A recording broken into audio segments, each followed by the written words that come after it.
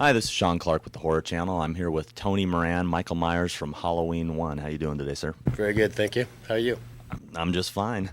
So you're here at your first convention appearance at the Necrocomicon. What's that like? It's been an amazing, amazing experience. It's blown my mind, as a matter of fact. Yeah. This is pretty much the first time you've interacted with fans ever, and it's been some 27 years since the film, huh? 27 years, and it's the first time that I've ever done anything like this. Yes, yes, yeah. I've been out of the picture for quite a while. Yeah. So was it kind of a shock, or that people were coming up to you and asking for your autograph and wanting to take pictures with you? Yes, it's a shock and kind of eye-opening. Eye-opening. I mean, after I did the movie, I was like, that was it. I wanted to leave that behind and do some other stuff. I had no idea that it would take off like it has. And the thing that hit me though this weekend is that it's been a real pleasure. Usually it makes me uncomfortable when people know what I did, and so that's why I never bring it up. And nobody knows where I live, nobody knows where I'm at. But it was really more of a pleasure than I had any idea it would be. And the people got getting really happy about it, and really thrilled. And it was humbling. It was humbling. So what was it like working on Halloween? It was very stressful and very quick and very harried. My acting, it only took one day, and it had to be done very quickly. They're on a very low budget. It was in a house that they, in Hollywood, that they made up in a certain way. It was dark, and it was eerie, and it was exciting, and it was thrilling to meet everybody, and it was an amazing experience. Amazing. How surprised were you that this little film that you worked on for one day turned into this monster, iconic film? I'll be honest with you. I just never got it. I just never understood. When I got the interview time from my agent, she actually had kind of apologized. She says, "This is the only thing I have for you right now. It's a B flick, and Jamie Lee Curtis is going to be in it." And I didn't even know who she was. And she said, "Well, Donald Pleasance," and I'm like, "Well, Donald Pleasance for sure. I'd love to be in a movie with him." But she apologized. It's just one day. It's a B flick, and it's $300,000 budget. And I said, "Well, whatever. I'll do it." And I was starving. I needed the money. Well, you were fortunate enough in your one day to have been able to work with Jamie and Donald. And what was it like working with those two? Oh, very, very. These people were really down to earth, nice people, really professional, hardworking, just really, really great. I've done other things where it was a horrible experiences. Working with these people that think they're more than who they are. But these people were down to earth and really, really nice. It was a great experience. What about director John Carpenter? It was only at that point his second film. Did he seem like he had it together, or did he seem like a young and inexperienced filmmaker? No, he didn't seem inexperienced. He seemed like he had his stuff together for sure. But he had a lot of energy, and he was very focused, and he was very organized. He just looked tired a lot, because I'm sure that they were doing things 24 hours a day to hurry up and get it finished. But he was totally on the money. Now, did you ever question at the time why you were coming in for one day to play a role that someone else had obviously been playing through the whole film, just for this one unmasking scene? Did you ever question that? That's an excellent question. Yeah, and of course I did. Yeah, I mean, nobody's really asked me that before. But you are right, and I did not understand that. I found out though when I got on the set, John Carpenter was looking for a certain face, and a certain face that had a certain attitude towards it, with everything else. And I heard, I don't know if this is true, and I could have sworn I heard it on another, one of the channels that interviewed for Halloween. They wanted sort of like an angelic face. And I was like, angelic, nobody's ever said I had an angelic face, So I don't know. But when I found that out from John, then it made sense. But yeah, I was at first I was like, why? You could pay an extra to do what I was doing. Well, another thing that seemed a little odd is them saying if they're looking for someone with an angelic face, then they put a prosthetic over your eye that almost makes you look like you were deformed. Exactly. I mean, I didn't get it, but I guess maybe the rest of my features or something. I don't know. I still don't really quite understand it. What was it like meeting Jamie Lee for the first time?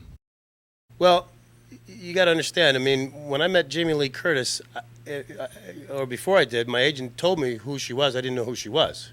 when I was explained to who she was, I was like, well, okay, well, so what? My little sister's Erin Moran, whatever. I've met a lot of big stars. I mean, it's no big deal. But as far as she was as a person, firm handshake, looked you dead in the eye, a lot of energy, and just down to earth. She was great. She was a really, really, really nice person. So 27 years later, what has made you kind of stay away from the world of Halloween? Well, nobody's really been able to find me. I mean, I'm unpublished and moved around quite a bit for a while in my earlier years, and nobody's been able to find me. I get fan letters all the time, especially during Halloween. I've gotten some really strange ones. Even when you first contacted me, and I heard from a friend, he wouldn't even give you my phone number until he talked to me, because he knew. And really, you were the only one that I felt down to, felt comfortable with enough, and it was the real thing. It wasn't something stupid and weird and, fanatic fan-based thing, because I've gotten some pretty strange letters over the years. What's the strangest thing you've ever received from a fan? Well, there's two that it was tied, too. There was, well, after I did the movie, I got a fan letter from a girl in Illinois. And she wrote this letter, and she was in high school or just out of high school, and she was talking about how she really identified with me and how she really got into, the killing and stabbing with knives and stuff like that because she was doing a play. And I read this, and I'm like, oh, my God, I don't know what in the world, And then the other one was last year I got a packet from some guy that says he was 17 years old from Switzerland, although his vocabulary seemed like he was much older than 17. And he had a 5-page letter, and he had pictures, and he had my bio. He knew everything, except for he didn't know for sure he was getting a hold of the real Tony Moran. And I never responded to him because he said that him and his buddies have once a month meetings about Halloween and stuff like that, and I just never got it. I just did one day.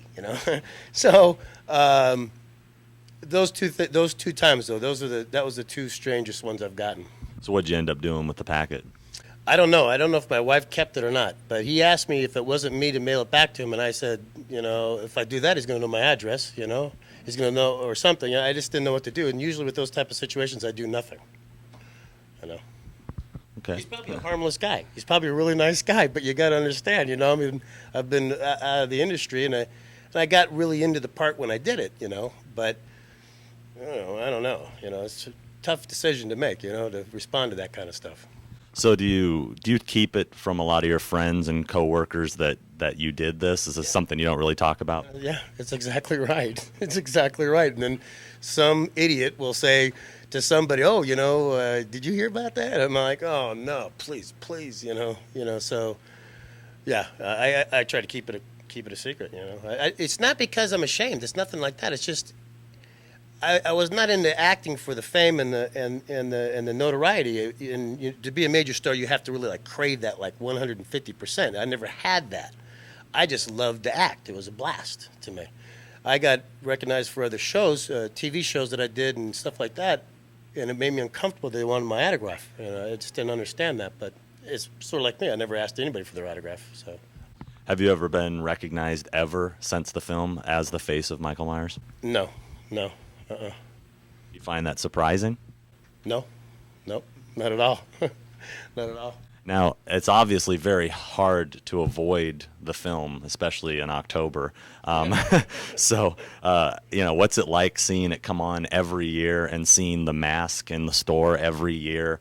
What's that like for you and your family? Yeah, we go to the Halloween store, and the first thing you see in the Halloween store is a Michael Myers mask, and it's hilarious to me. I get to walk around knowing all this stuff, and nobody else does in the whole store. It's too funny to me. It comes on every year, and it's sort of like it's just a part of my life. It doesn't. I don't feel weird about it or anything. It's just I'm truly grateful and amazed of how popular it became. Now, have you ever had anybody actually come trick-or-treating to your house dressed as Michael Myers? Yeah. Usually it's bigger kids, and they come in with the whole jumpsuit and the boots and the mask and the trick-or-treat, and I'm like, oh, okay, Does it ever freak you out, in the back of your mind, maybe this guy knows? Yeah, you're right on it. Yeah, it does. I mean, you just never know. You know, you think all of a sudden some guy's going to trick or treat and, I know you're Michael Myers, you know, or something, you know, walk in my house or something, you know. Of course, yeah, it's pretty strange. You've ever felt like telling one of them, or just? No, not even close. No, not even close. And not even close to wanting to dress up as Michael Myers either and answer the door that way, you know. I just don't even get anywhere near it. It must be kind of a funny feeling, like in the back of your mind, to know that this kid who's at your door, who probably has no idea it's you, is such a big fan, and he's getting candy from the real guy. Exactly. Yeah, exactly. And don't get me wrong. A lot of times I'd like to say something, but you just never know. You know, they might start camping out in my front yard or something. You know, so I don't do it. You know. You ever say anything like, "Hey, nice costume"? Oh yeah, that's exactly what I do. Yeah, aren't you Michael Myers? Is what I usually say. Aren't you Michael Myers? Yeah. Well, hey, thanks a lot for your time, Tony. I appreciate it. My pleasure. This is Sean Clark with the Horror Channel with Tony Moran, and we'll see you later.